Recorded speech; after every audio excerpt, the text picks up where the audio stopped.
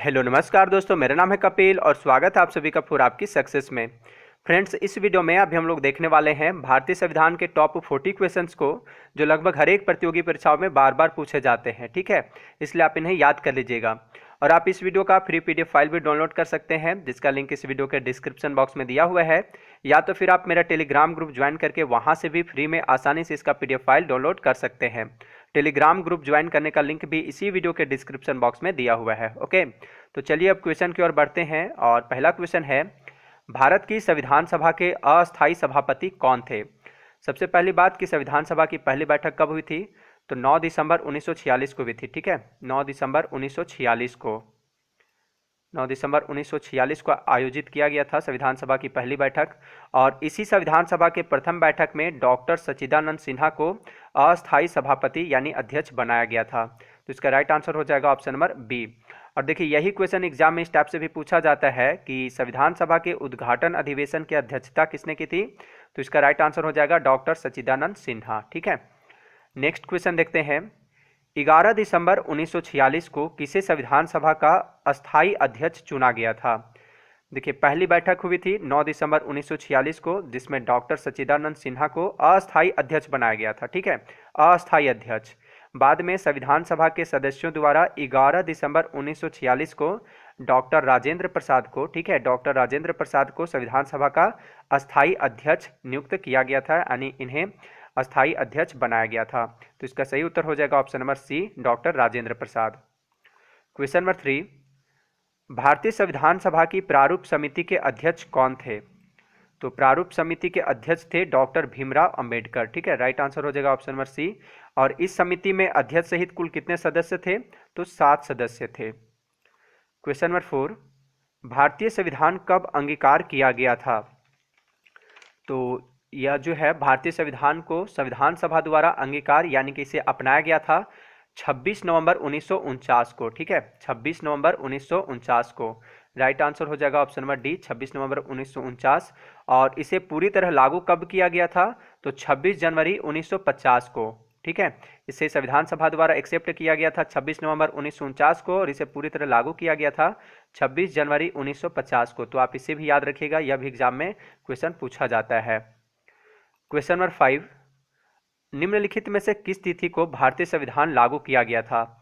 अभी अभी मैंने आपको बताया कि इसे स्वीकार किया गया था 26 नवंबर 1949 को, और लागू किया गया था 26 जनवरी 1950 को। ठीक है, तो इसका सही उत्तर हो जाएगा ऑप्शन नंबर ए, 26 जनवरी 1950 को। ठीक है, एक इंपॉर्टेंट फैक्ट जो आपको याद रखना है, और वह है भारतीय संविधान बनने में कितना समय लगा था? तो 2 साल 11 महीना 18 दिन का समय लगा था। ठीक है, क्वेश्चन नंबर 6, भारत की संविधान सभा का संवैधानिक सलाहकार कौन था? तो भारतीय संविधान सभा का संवैधानिक सलाहकार था सर बी.एन. राव। तो इसका राइट आंसर हो जाएगा option number C, sir B N. Rau. Question number 7, संविधान के अनुच्छेद 1 में भारत को क्या कहा गया है? तो भारत के संविधान के भाग 1 के अनुच्छेद 1 में कहा गया है कि भारत अर्थात इंडिया राज्यों का संघ होगा। ठीक है, राज्यों का संघ। तो इसका सही उत्तर होगा ऑप्शन नंबर डी, अनुच्छेद 1 में इसे राज्यों का संघ कहा गया है। क्वेश्चन नंबर 8, विश्व का सबसे बड़ा लिखित एवं सर्वाधिक व्यापक संविधान किस देश का है? तो विश्व का सबसे बड़ा लिखित एवं सर्वाधिक व्यापक संविधान जो है वह है भारत का संविधान। सही उत्तर होगा option number B, Bharat. Question number 9, लिखित संविधान की अवधारणा सबसे पहले किस देश ने पेश की थी? तो लिखित संविधान की अवधारणा यानी इसका आइडिया जो है सबसे पहले प्रस्तुत किया था फ्रांस ने। ठीक है, तो इसका सही जवाब होगा ऑप्शन नंबर बी, फ्रांस।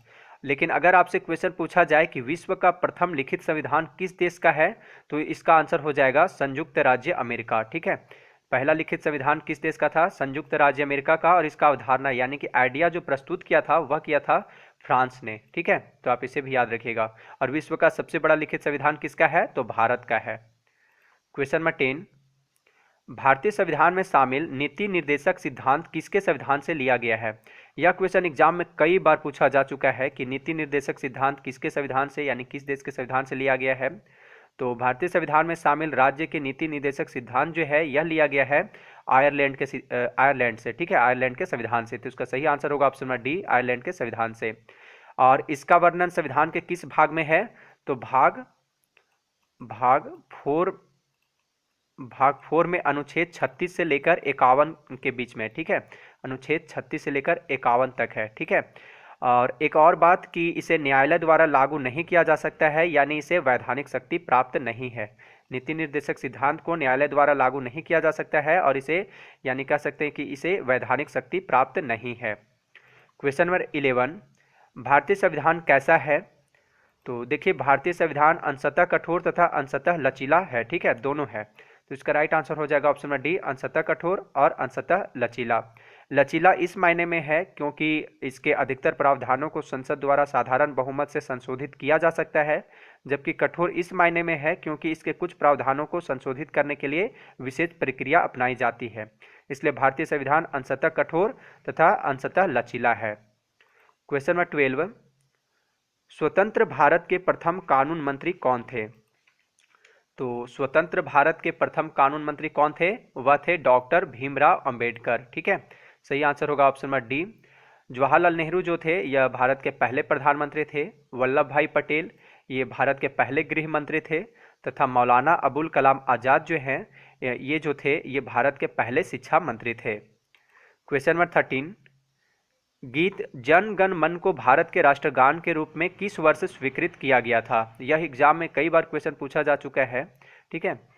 तो जन गण मन को 24 जनवरी 1950 को भारत के राष्ट्रगान के रूप में स्वीकृत किया गया था। तो इसका सही उत्तर होगा ऑप्शन नंबर सी, ठीक है, 1950 में। कब? 24 जनवरी 1950 को।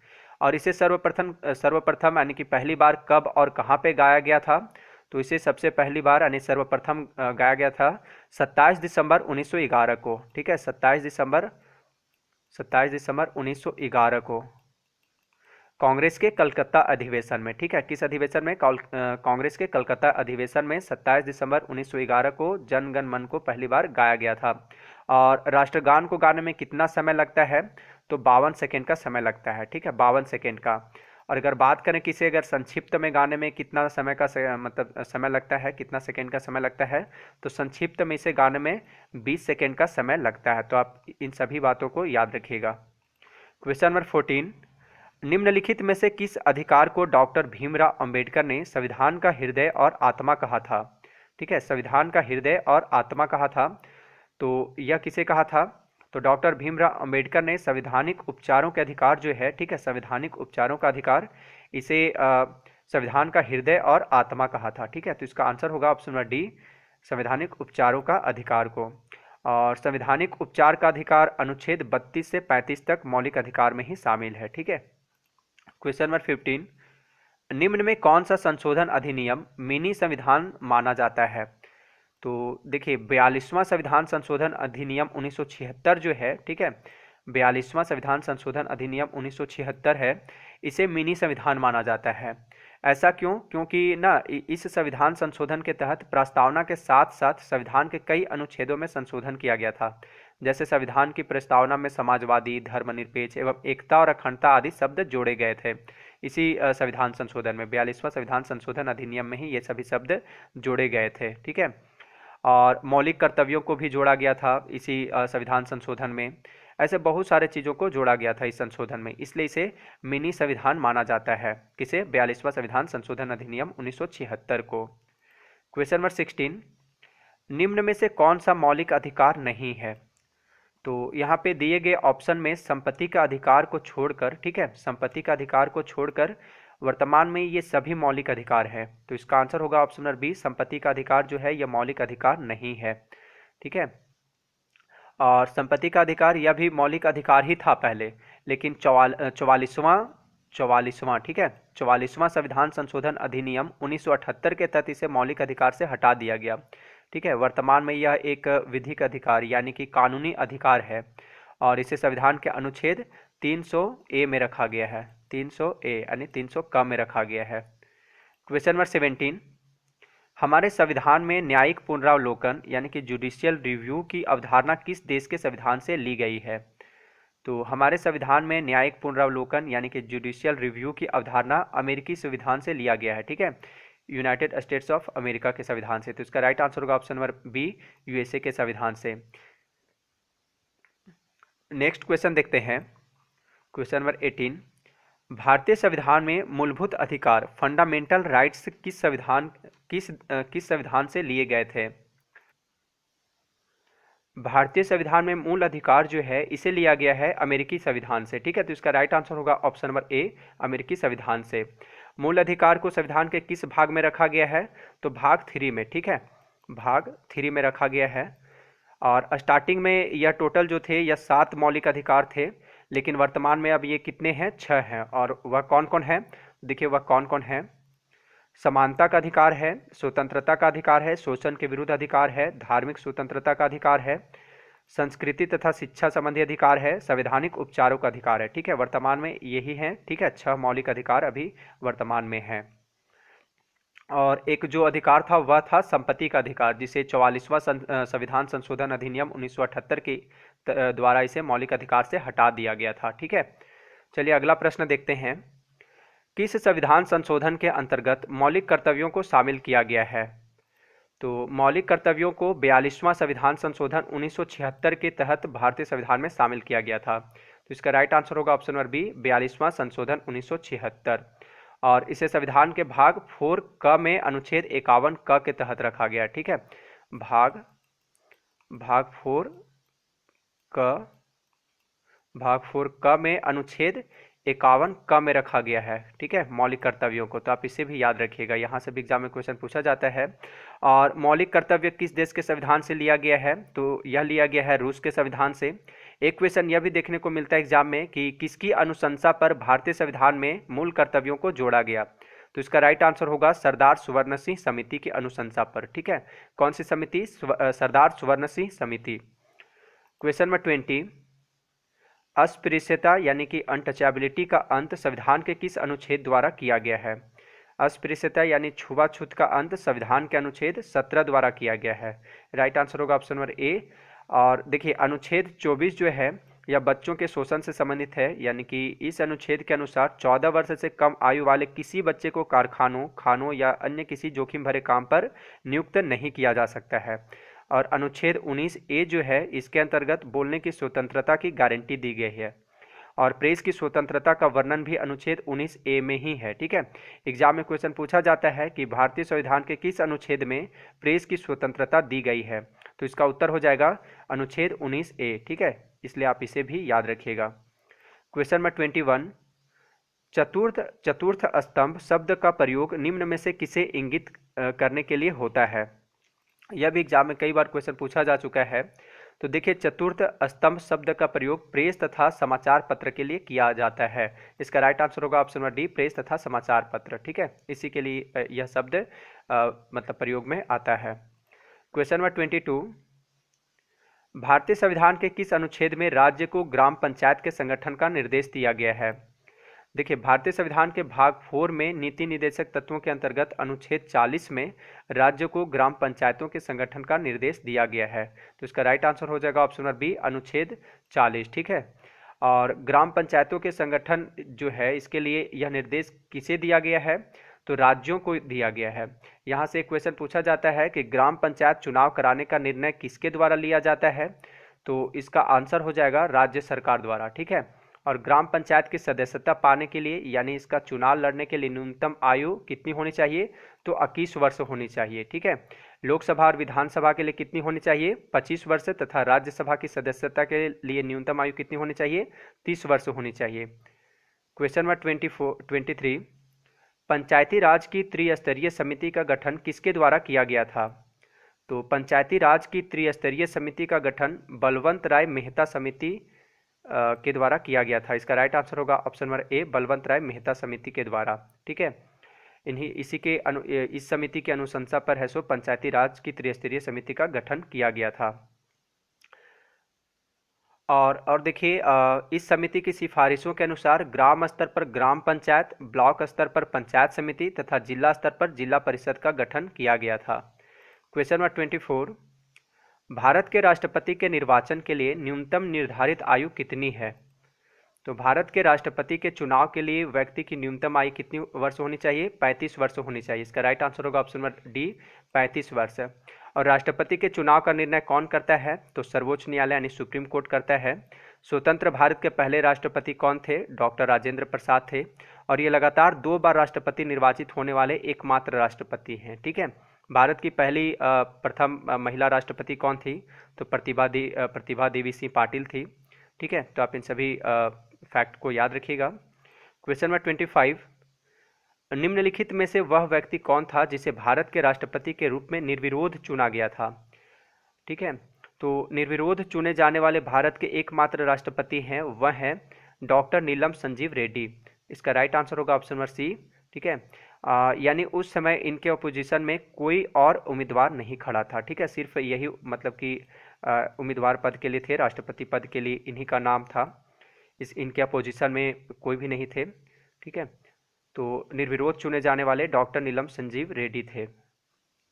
क्वेश्चन नंबर 26, राष्ट्रपति को पद की शपथ कौन दिलाता है?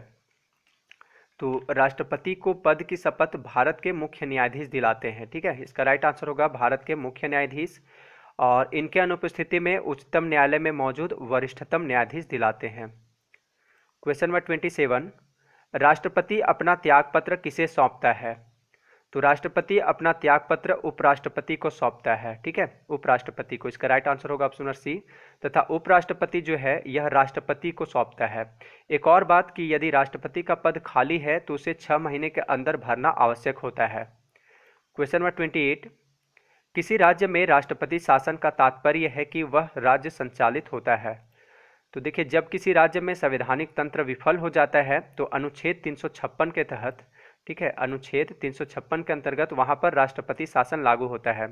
और जब राष्ट्रपति शासन लागू हो जाता है तब उस राज्य के शासन का संचालन राज्य के राज्यपाल द्वारा किया जाता है। तो इसका सही उत्तर होगा ऑप्शन नंबर डी, राज्य के राज्यपाल द्वारा। क्वेश्चन नंबर 29, राज्यसभा में राष्ट्रपति द्वारा कितने सदस्य मनोनीत किए जाते हैं? तो राज्यसभा में राष्ट्रपति द्वारा कुल 12 सदस्य मनोनीत किए जाते हैं। ठीक है, इसका राइट आंसर होगा ऑप्शन नंबर बी, 12 सदस्य। तथा लोकसभा में 2 सदस्य होते हैं, दो सदस्य मनोनीत किए जाते हैं जो कि एंग्लो इंडियंस होते हैं। ठीक है, 2। तो अगर क्वेश्चन पूछा जाए कि लोकसभा में राष्ट्रपति द्वारा कितने सदस्य मनोनीत किए जाते हैं, तो 2 सदस्य मनोनीत किए जाते हैं, चुने जाते हैं। और ये दोनों कौन से क्या होते हैं? ये दोनों एंग्लो इंडियंस होते हैं। क्वेश्चन नंबर 30, राज्यसभा का अध्यक्ष कौन होता है?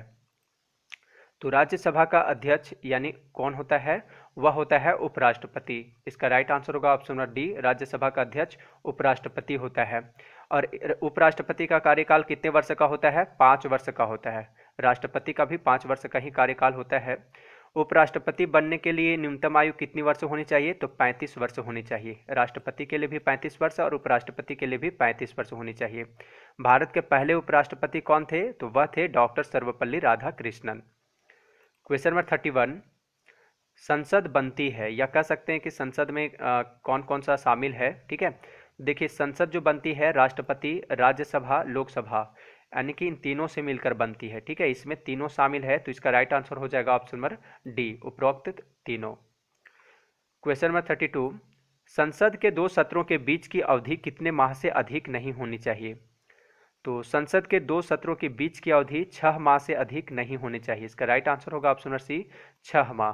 ठीक है, वैसे भारत में एक वर्ष में 3 सत्र बुलाए जाते हैं। पहला होता है बजट सत्र, दूसरा मानसून सत्र, और तीसरा कौन सा होता है? शीतकालीन सत्र। ठीक है, क्वेश्चन नंबर 33, संविधान में कितने प्रकार के आपातकालों का प्रावधान है? तो देखिए, हमारे संविधान में यानी भारतीय संविधान में कितने प्रकार के आपातकालों का प्रावधान है? 3 प्रकार के आपातकालों का प्रावधान है। तो इसका सही उत्तर होगा ऑप्शन नंबर सी, 3। ठीक है, पहला है अनुच्छेद 352 के तहत, अनुच्छेद 352 के तहत राष्ट्रीय आपातकाल। दूसरा हो गया 356 के तहत, 356 के तहत राज्य में राष्ट्रपति शासन।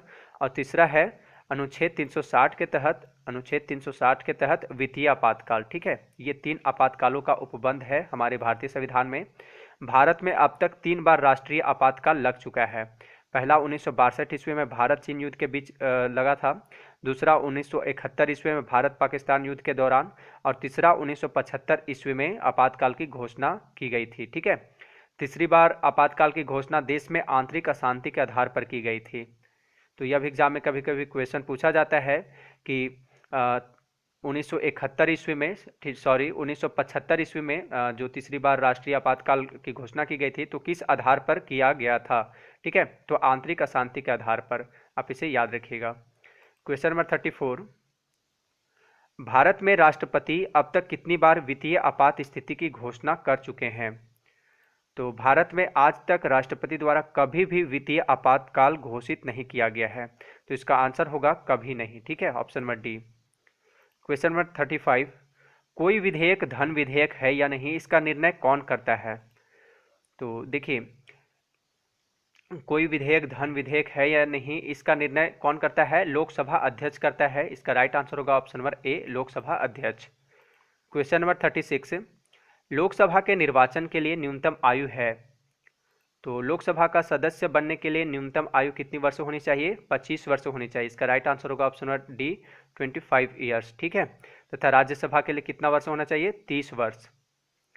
क्वेश्चन नंबर 37, संविधान की प्रस्तावना में धर्मनिरपेक्ष तथा समाजवादी शब्द किस संविधान संशोधन के अंतर्गत जोड़ा गया था?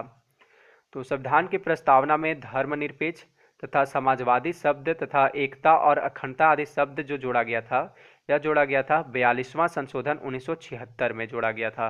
तो इसका सही उत्तर होगा ऑप्शन नंबर बी, 42वां संशोधन। ठीक है, 42वां संशोधन 1976 में। क्वेश्चन नंबर 38, लोकसभा के प्रथम अध्यक्ष कौन थे? तो लोकसभा के पहले अध्यक्ष थे जीवी मावलंकर। राइट आंसर होगा ऑप्शन नंबर ए, जीवी मावलंकर। ठीक है, तथा प्रथम महिला लोकसभा अध्यक्ष कौन थी? तो वह थी मीरा कुमार। क्वेश्चन नंबर 39, भाषा के आधार पर गठित पहला राज्य कौन है? तो भाषा के आधार पर गठित होने वाला भारत का पहला राज्य कौन था? वह था आंध्र प्रदेश। राइट आंसर होगा option number B, Andhra Pradesh. इसका गठन कब किया गया था? 1 अक्टूबर 1953 ईस्वी को। ठीक है, क्वेश्चन नंबर 40, और यह इस वीडियो का लास्ट क्वेश्चन है, संविधान के किस अनुच्छेद के अंतर्गत जम्मू कश्मीर को विशेष राज्य का दर्जा दिया गया है? तो देखिए, अनुच्छेद 370 के तहत। ठीक है, इसका आंसर होगा ऑप्शन नंबर बी, अनुच्छेद 370 के तहत जम्मू कश्मीर राज्य को विशेष राज्य का दर्जा दिया गया है। देखिए, अंत में आपसे क्वेश्चन है जिसका सही जवाब आप मुझे कमेंट बॉक्स में कमेंट करके बताइएगा। और क्वेश्चन है कि देश के 29वें राज्य तेलंगाना का गठन कब हुआ था? 1 अक्टूबर 2014 को, 2 जून 2014 को, 2 जुलाई 2014 को, 1 अगस्त 2014 को। ठीक है, आप इसका जवाब कमेंट बॉक्स में मुझे बताइएगा। और अगर वीडियो अच्छा लगा हो तो लाइक तथा शेयर जरूर कीजिएगा। वीडियो देखने के लिए धन्यवाद।